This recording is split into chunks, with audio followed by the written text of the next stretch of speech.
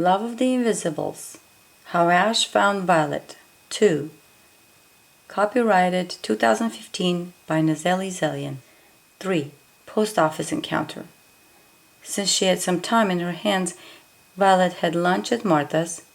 Her quesadillas were the best in town, and she and Ilsen frequently ate in the restaurant that was right next door to the spa. Then she hopped into her car and drove to the post office that was a bit far from her workplace and now her apartment. 7 months ago she had moved out from her old apartment that was right next to the post office, but did not want to change her P.O. box address yet.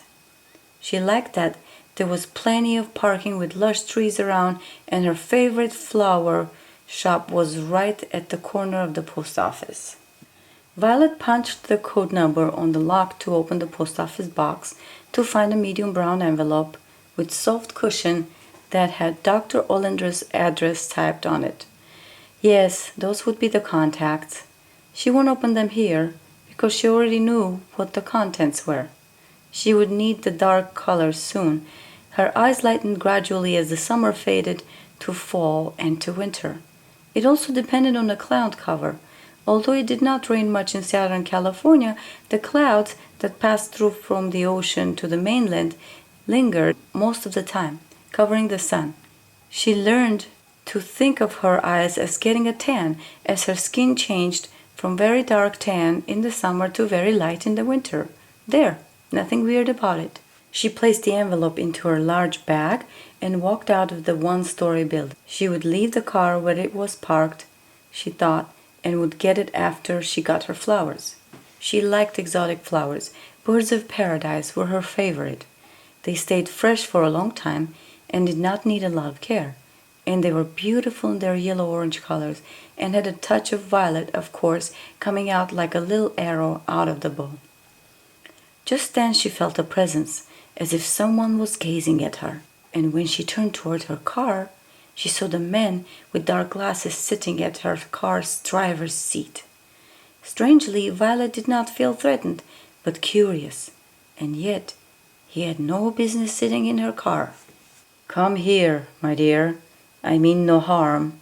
She heard a distinctive voice that sounded firm, yet pleasing and reassuring. "Come here, let's talk." Violet stopped and instinctively walked back to the post office. She should call the cops, she thought. What else was there to do? To go talk to this strange man?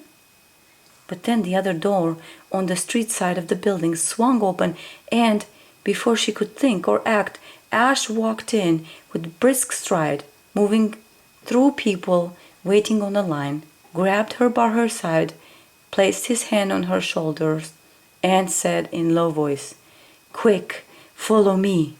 Violet froze and couldn't move. "Trust me," Ash pleaded. "Run." She automatically moved where he directed her, running as fast as she could. "What's wrong with me? Why am I not afraid of him? Why am I trusting him?" Violet thought as she held his hand. "Because we're made for each other," she heard in her head. "I can't be thinking this. Those are not my thoughts," she almost screamed in her mind. "Violet, this is Ash. You can receive thoughts if one sends them to you, and I'm sending them to you. Now, get in the car," he ordered. The car sped away from a fast food restaurant where it was parked and got onto the nearby freeway ramp. They drove in silence for a while.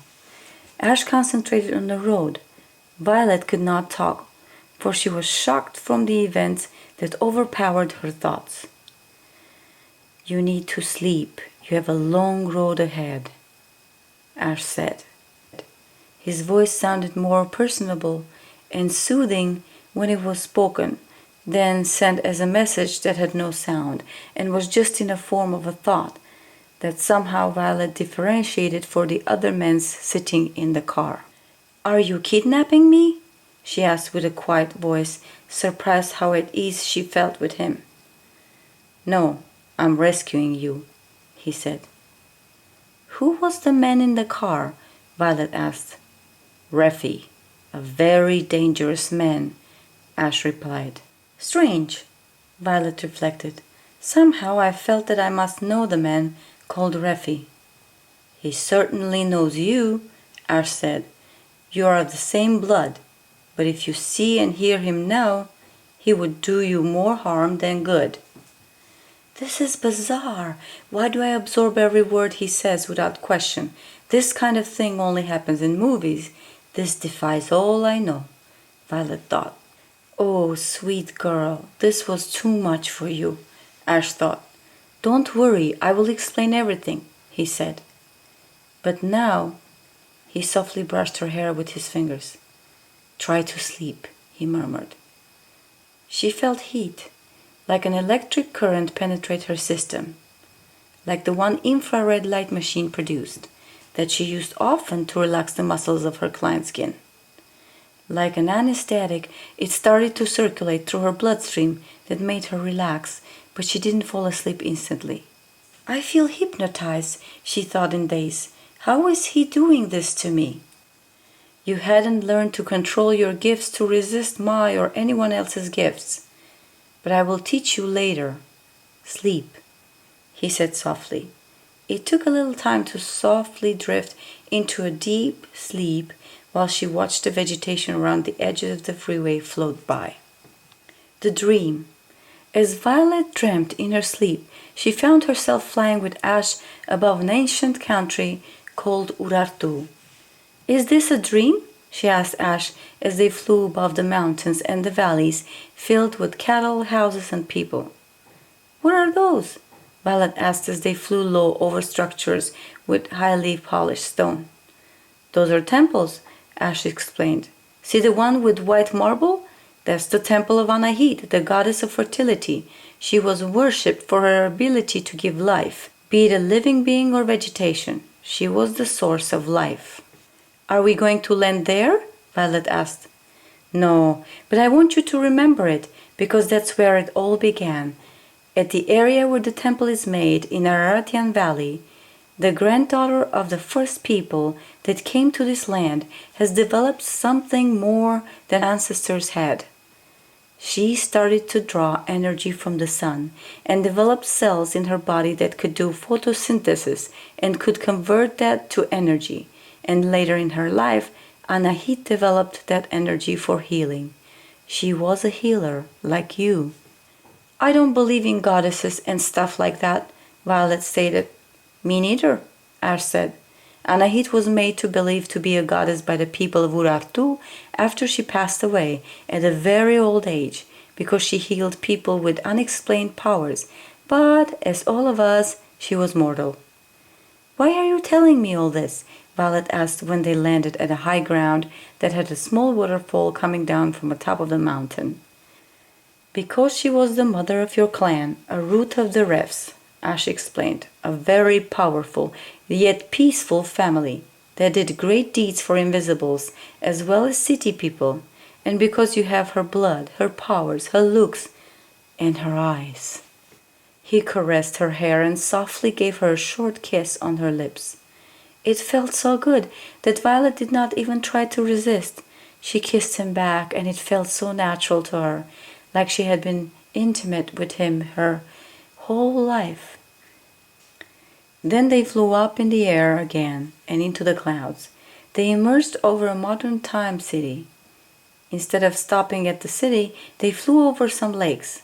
Are those the Great Lakes? Violet somehow recognized them in her dream. Yes, this is where you were born, he said. He showed her a large estate in the wild and large houses scattered around, surrounded with lush vegetation. Your family lived here, Ash said. Do I have a family? Violet needed to know. Yes, you do, but I cannot project them into your dream because I have never met them, Ash said. Then, suddenly, she was alone and Ash was nowhere to be seen. Violet panicked a little, although everything next to her was peaceful. Come with me. She felt the man grab her hand and pull her down into the ground. Let me go, Violet screamed, looking straight into his eyes. They were made of stone. Large shiny emeralds looked back at her. You're mine, the man said with chilling voice. Ash! Ash! Violet screamed. Violet opened her eyes. Ash! She heard her own voice. Ash was still driving. It's all right, he said, gently tapping on her shoulder. You're dreaming.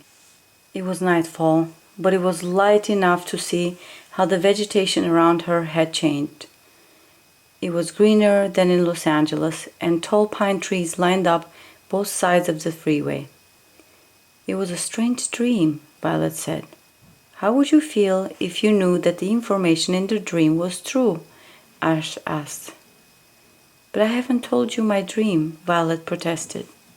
Yes, but I was thinking of how to explain you about our people and about your family, so I thought transmitting the thoughts and images while you sleep would be easier for you to absorb. So you decided to take a flight with me, Violet said, rolling her eyes. Wasn't it fun? He asked. So all of this was in both of our minds? She asked. Yes, he replied. And then you kissed me, he added, smiling. I didn't, you did, Violet protested. But you kissed me back, he stated, still smiling, but his eyes were on the road. And later my dream became a nightmare, Violet said. Why? Ash moved his fingers over his brow. I did not send those images to you, and I could not see it either. I just heard your distress call and woke you up. I thought I woke up by myself, Violet said. No, I did tap on your shoulder, he said. What happened? A stone-eyed man was trying to pull me down, Violet told him. That means that you have seen him before, and that part of the dream was projected from your own memory or experience. But I don't remember. Violet tried to concentrate to remember when and where she could have seen him. Perhaps when you were a child and you lived with your family, Ash asked.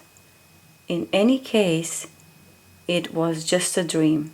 He told me that I belonged to him. You belong to no one but... Ash started passionately. But you? Violet said, frustrated. You belong to no one, he said, calmly this time. But you're meant for me. That is, we're biologically aligned. It is much more than what they call chemistry between city people. We're matched with our genetic and biological makeup, and on the other hand, we have opposite electromagnetic fields that attract each other. That is what makes a perfect match. In fact, you and I make a rare 5-point match. As much as Violet wanted to protest, she too has felt that the connection between them straight from the beginning when she greeted him at the spa. And now, after a couple of hours, every cell of her body was drawn to him. She trusted him, she followed him to his car, and she was being taken by this man she barely knew, and yet all was all right. She might have been hypnotized, but then she would not have realized that if she were. Passion. By 9 o'clock, Ash pulled into a 5-story hotel and asked for a room. When the receptionist presented him the details, all he said was that he did not care what kind of room it is as long as it is available as soon as possible. He pulled his wallet, removed a stack of cash, and paid in advance. For one night, he stated. I don't have pajamas, Violet thought in the elevator. You might not need them, Ash said, and somehow it didn't sound like a joke. What was she thinking? What was she doing? Can you really read thoughts? She had to clarify again, although the reality was sinking in. It's you. You allow me to read your thoughts because you're positively inclined to me. Am I? How can that be? Oh, but I am, Violet thought, and instantly realized that he got that message too. Oh no, what I mean, she said out loud. He just smiled, but the flicker in his charcoal eyes was unmistakable evidence that he held Violet's soul on the palm of his hand. Love of the Invisibles. How Ash Found Violet. 2. Copyrighted 2015 by NazeliBook.